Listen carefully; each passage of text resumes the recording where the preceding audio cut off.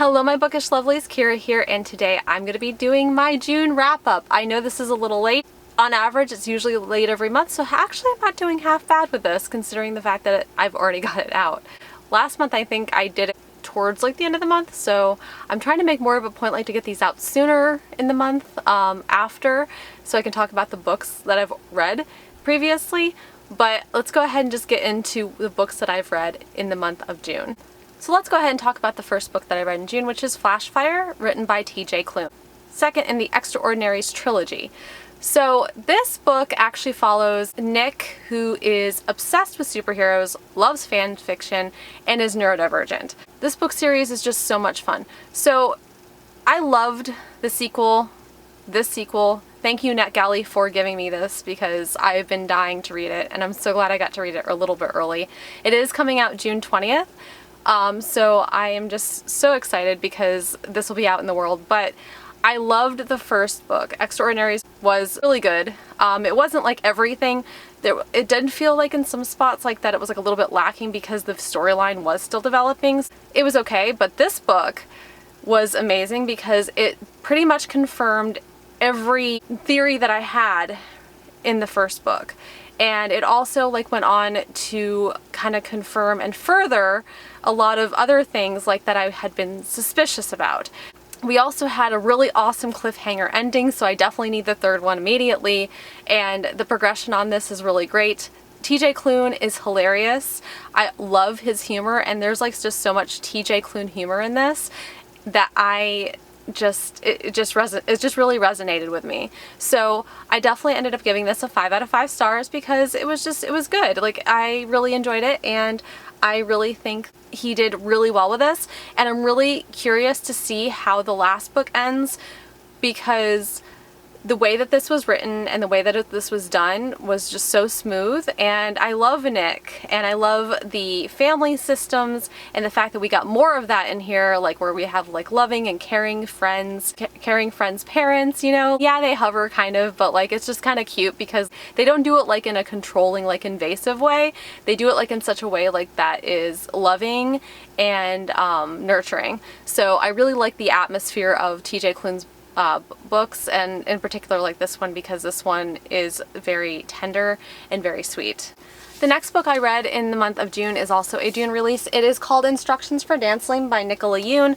This is the same author that wrote The Sun Is Also a Star. I will preface this by saying that I did enjoy this book.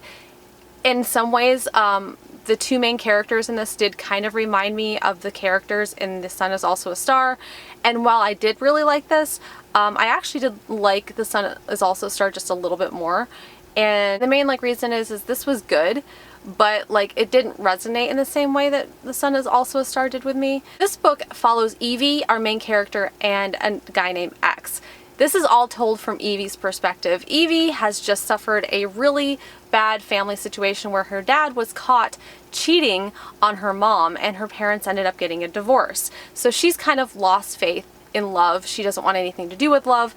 And as a result of this kind of traumatic experience, she can now tell a couple's past, present, and future by seeing them kiss for the first time. Every time she sees a couple kiss, like their entire relationship flashes before her eyes. And it makes her even more cynical because she sees so many relationships ending. Happen chance, she ends up coming across this book called Instructions for Dancing and ends up at this dance studio where she meets this guy named X. X is this really carefree, wonderful human being who is very loving, very sweet, and is just trying to make everybody happy and, you know, like takes chances like constantly, which is completely opposite from her. The reason why I said these characters reminded me of the characters in The Sun Is Also a Star is because our male protagonist in that was also very carefree and very like open to love and believed in love and everything like that. And then we had the female protagonist in The Sun Is Also a Star who is very cynical and very like not into love, doesn't believe in it, and I believe Evie ended up going like along the same lines. So like the characters like themselves I feel like kind of follow a similar progression that the characters do in The Sun Is Also a Star, but this actually has a completely different message in comparison to that book. This book is actually about valuing the here and now, and it's about not really like where you end up, it's about the journey, and it's about how you feel along the way. It's about having these experiences to take with you for the rest of your life, and not necessarily like having to worry about whether or not these experiences that you have with these people are going to last.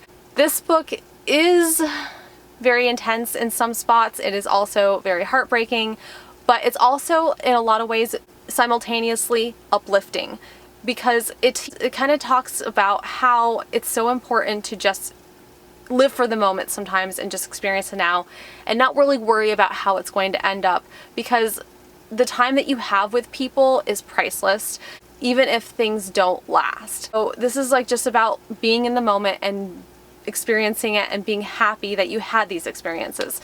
So because I enjoyed this, but I didn't enjoy this as much as The Sun Is Also a Star, I ended up rating this a 4 out of 5 stars. But this was still a lot of fun, and I still really highly recommend it. And oh my god, this cover is just to die for. Like, I can't stop staring at this. I know that this is like not like a book haul or anything else like that, but can we just take a second to admire this, because I have to say that I am completely obsessed with this cover. This is just so stunning. The next book that I'm going to talk about I actually listened to on audiobook. It's called The Cost of Knowing by Brittany Morris. This is the same author that wrote Slay. And honestly, like, I adored Slay. Like, I love that book. I think that book was so important and so impactful on so many different levels. And I learned a lot from it, and it was really good. So when I saw that she was coming out with another book, I knew I had to read this. This Cost of Knowing follows our protagonist, who is 16-year-old Alex, and he has also suffered some serious trauma where his parents were killed in a car accident, I believe. And what happens is like him and his brother, his younger brother, were actually in the car at the same time. They ended up getting these abilities to see things. So Alex can actually, anytime he touches something, can see the future and see where it's going to end up. He can see a lot of things, and like it kind of makes him like really anxious because he has these flashes like every single solitary time he touches something. So he really tries to avoid touching things because it makes him very anxious, because like he's constantly like living in the future. And because he's dealing like with this ability, it has not given him the necessary space to kind of hang out and spend more time with his younger brother Isaiah. It's actually made him kind of feel a little bit more pushed back from him, because he's still trying to figure out how to wield this ability effectively, and it's not going very well for him. In the midst of everything, there is a concert that's going to be coming to town, and there's like a lot of back and forth about it and a lot of controversy. One of the neighbors is very like anti-concert and anti-rap concert and everything, and very hateful, and you know, just not a, I mean, you definitely like catch a very like not positive vibe from the neighbor, and it just kind of goes like into like more racism. And I don't like want to get into the final message, because I feel like the final message of this would kind of spoil this book, because without knowing like where this book ends up, and this is the thing too, is like when I was reading this book, I didn't know where this book was going. I was kind of like, okay, what is the overall message? But I will say this, the final message I found to be very profound and very insightful. So I ended up rating this a 5 out of 5 stars, because this was just another really amazing read, very memorable. It stuck with me. I can remember pretty much everything that happened in this book. So I really think that this really like lived up to my love for Slay.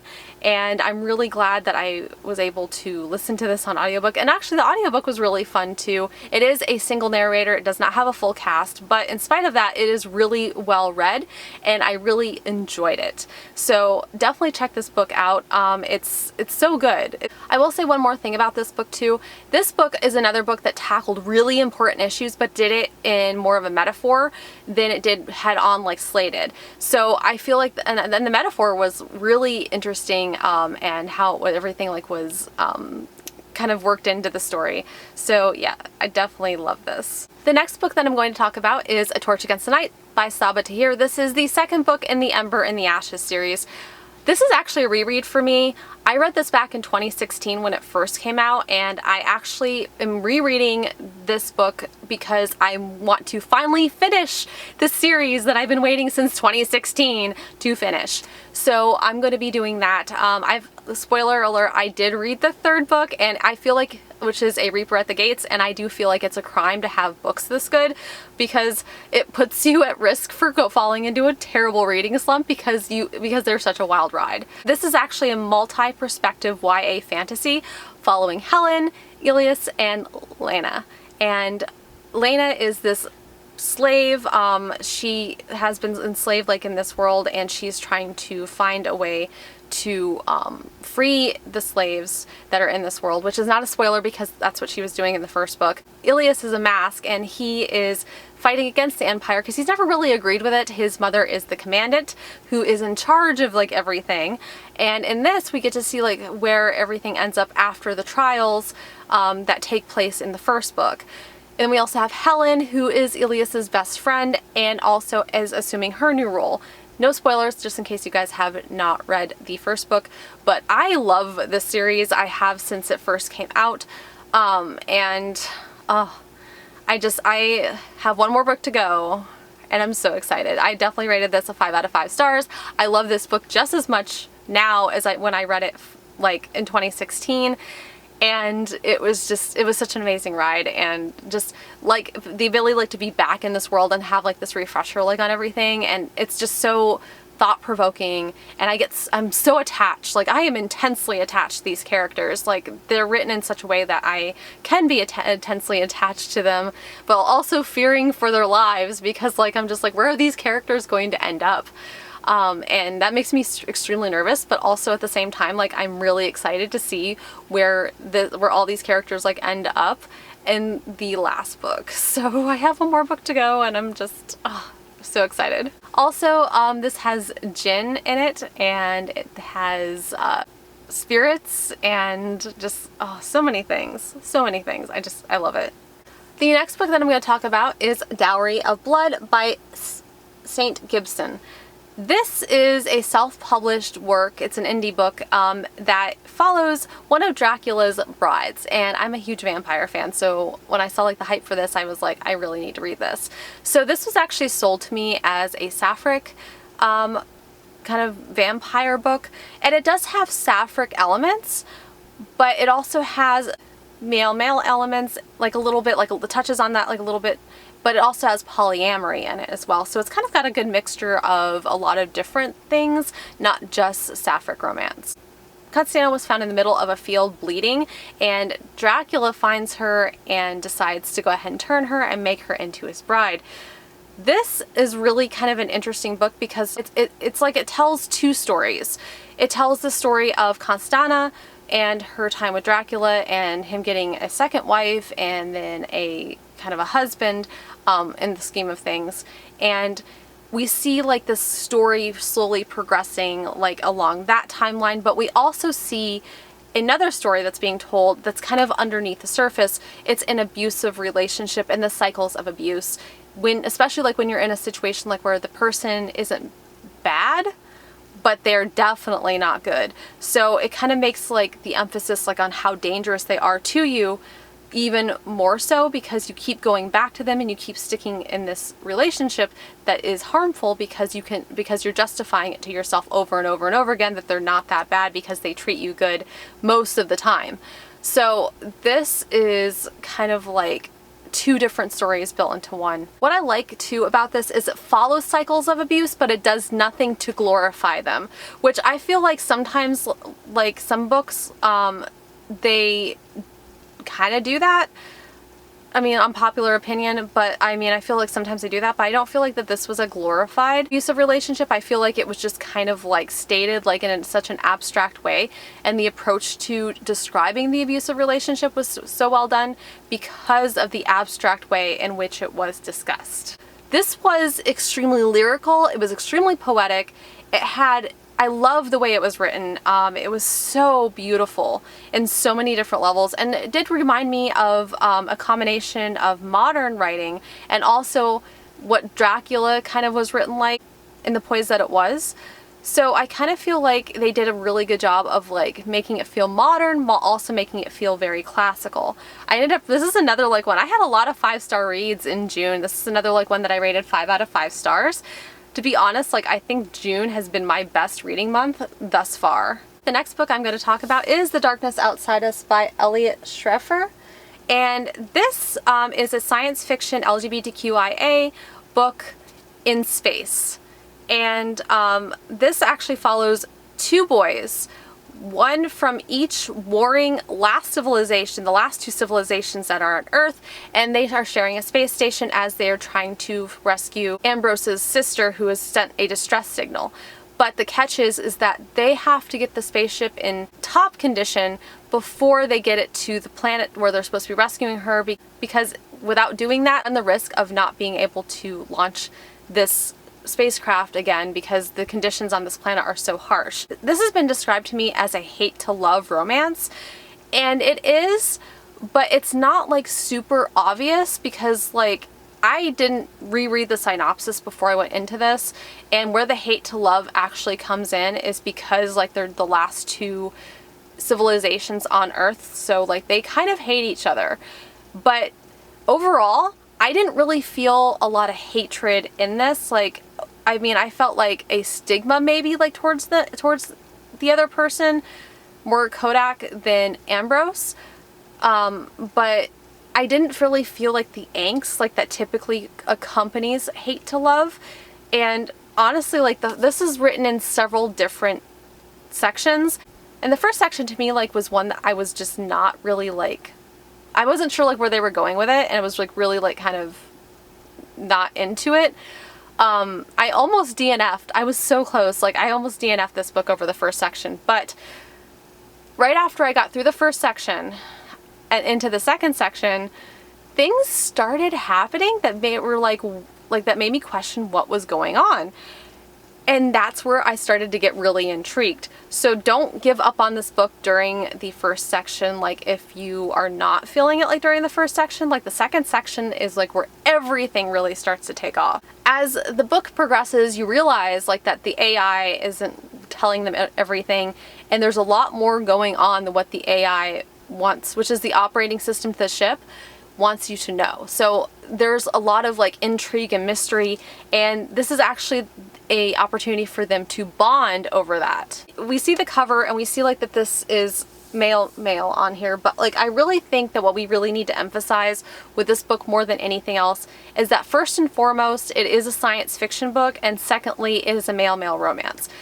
I was going into this thinking that there would be like a lot of fluff, and which is pretty traditional for me, like with like a lot of the male romances like that I read, and there's not a lot of fluff in this at all. This is actually like a lot harsher science fiction than I was anticipating, and that kind of also blew me away, but like in a good way. I really appreciate like that aspect, like that they made the science fiction aspect like such a huge aspect for the book. And I feel like that even added to the story and added to the intensity of the overall plot line. Now, especially like at the beginning when we talk about the emotions, like the emotions did not feel abundant, but they got more and more progressively intense like as the book went. And I really appreciate that too, like that it wasn't like this quick romance, because I was definitely not a huge fan of insta love. But I also was kind of like, once again, like expecting like a little bit more romance, which I'm not upset about the fact that there wasn't. I was just, this wasn't what I expected, and there were so many twists and turns in this like that I just didn't see coming, that really surprised me, that really kept me on my toes. And after like the initial portion of this, which I like didn't like because I wasn't sure like where it was going, it really took off. So I ended up rating this at 3.5 out of 5 stars. I think that this was a really amazing like approach, and once I got into it, like I really ended up loving it. It's just the beginning of it did not hook me, and I did not feel like we got off to the best foot at the beginning of this. But I do highly recommend this one, and it was a lot of fun and really interesting. Alright, the 7th book I read in the month of June is Aristotle and Dante Discover the Secrets of the Universe by Benjamin Alari Sands. This is one of those books I've seen around so much that it kind of like was talked into, for me, like into legend. This book like was talked about so highly, like that was almost like it was something to be revered. So I wasn't really sure what I was expecting 100% like when I was going into it. I thought we were going to have like a lot more star kind of and universe kind of like references, which we had some, but we didn't have like as many as I thought we were going to, considering the title of the book. But it was still enjoyable, and it was really good in a lot of ways. This is about two boys named Aristotle and Dante. The summer they both turned 15. Aristotle is this really like introverted, quiet character who doesn't really talk to people, and something happened like with his brother his parents won't talk to him about, so he's really kind of upset about that. And that's kind of a theme throughout this book, is like that he's dealing like with like the mystery of like what happened, like why his brother is in jail and he doesn't know. So he's just very introverted. And then you have Dante, who is this, he's not really outgoing, he's also like an introvert, but he's like a lot more intellectual. He reads books, he really likes reading books. He's very cerebral in comparison to Aristotle. They're kind of like cut from the same fabric, but on opposite ends of the cloth. So I really like how they are just, they really complement each other. And Aristotle really needs that safety that Dante has offered him in their friendship. Both Aristotle and Dante are very lonely before they met each other, and once they meet each other, it's like they become fast friends. This is just such like a beautiful exploration of like their friendship. Now the first half of the book takes place like where it's a summer of them being 15, and they are like learning together and growing and just kind of like developing. And what I really like about this book is that we get to see them kind of still talking throughout the school year, where they're apart and they're experiencing things for themselves and they're developing. So like part of this book is kind of like a friendship, but the other part is like a coming of age, and that's exactly like what we're getting, is the coming of age portion like in the second half of the book. And then after that they kind of come back together, and then we get to see like how they interact after they've grown and changed a little bit.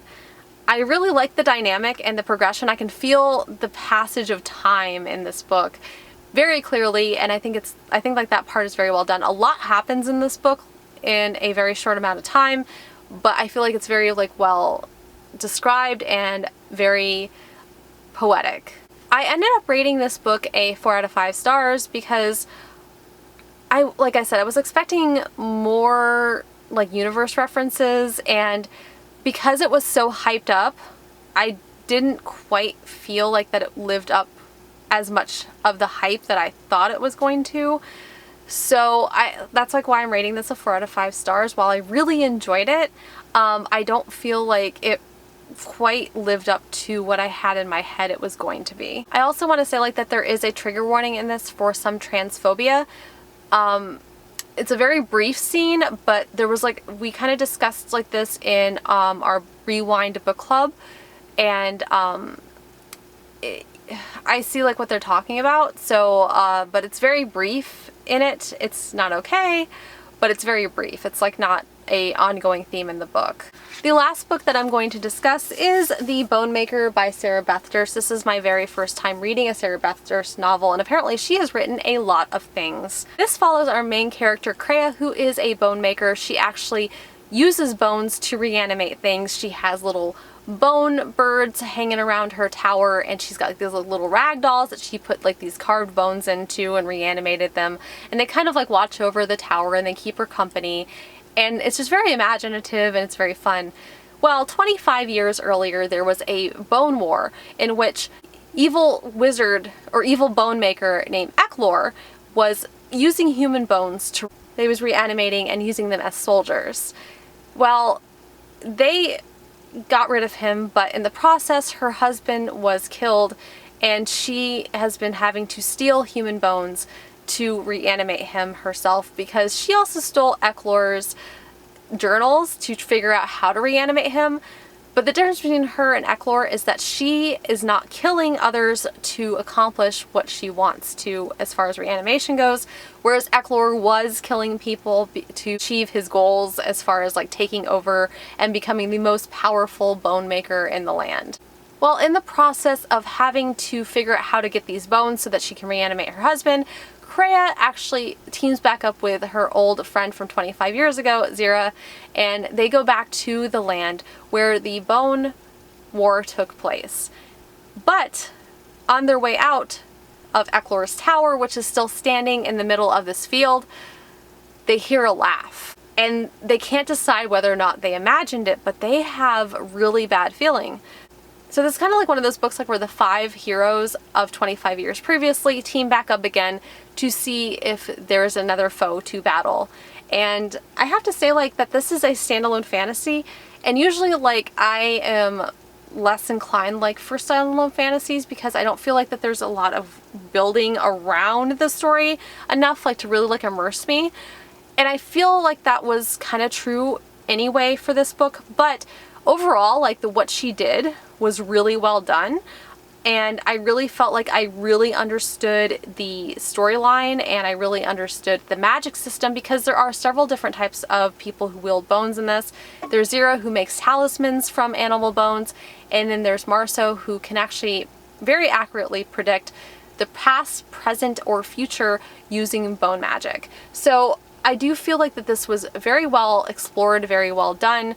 I loved how the story progressed, and I love like this little band of characters that really feel like a family, and it was just such a beautiful story. But and you know, like at times like it's very heartbreaking also, especially like towards the beginning, because I really felt for Kreia and they really got me attached to her like very early on, which is like one of the reasons like why I feel like I love this book, because of Kreia. Like Kreia like was just such a great character, and she was so raw and honest, and I really appreciate that about her. I ended up rating this a 4 out of 5 stars.